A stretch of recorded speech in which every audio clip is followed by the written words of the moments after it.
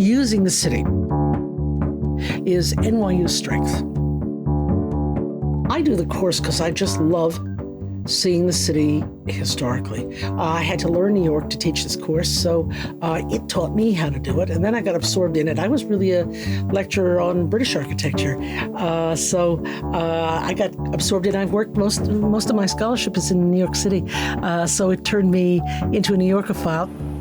There is the old first police station. It's been converted into apartments, so this great big dome. We think we were in Rome. What was that about? It's no longer. The police have unfortunately put themselves in a really nasty 1960s building right behind the municipal building now, but that police plaza was just wonderful. Up on 44th Street, that's become the New York Yacht Club. The building has huge frontal windows on the north side of 44th Street, but they're the back of a ship, and the water is bursting over the edges of the boat. Really, really terrific. If you think about some of those apartment houses on the Upper West Side, these buildings that have actually two towers, so it looks like a cathedral, and you look from the east side across Central Park, and looming up above you are these two towers. And so the course, basically, it's kind of the history of how the city developed, of the architecture, but also the real estate. In the classroom, the first hour will be the things we don't see, and to establish the neighborhood of what had been there, and then we'll go to the street and take a look at what is there now. Okay, these are paving stones of New York City. Originally, the paving stones of New York City looked something like this, and they were granite that came over as ballast in the ships that sailed across the ocean until the steamships took over at the end of the 19th century. Okay, onwards and upwards. The Bleecker Street Bar.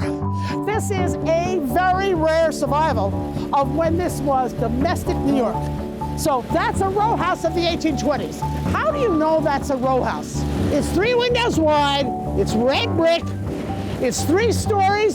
So this is a substantial house for the 1820s and 30s for the patricians of New York City when this was the center of New York City.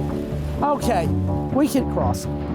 The idea is to really immerse the kids. Sitting in a class and watching slides is a passive way to do things. Getting them out, getting them on the streets, having them watch for red lights while they're listening to a lecture, I think this is important.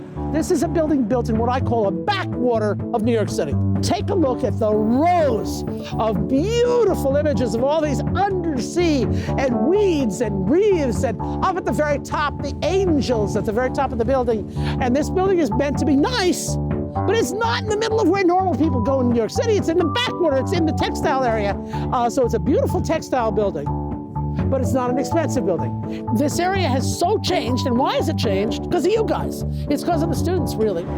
You know, when I was young, there was nowhere to live. Nobody lived down here. And now your generation thinks you fall off the edge of the earth if you go above 14th Street. Okay, you made it! So glad I found you. I'm so glad, Isaiah. Thank you. I look forward to seeing you.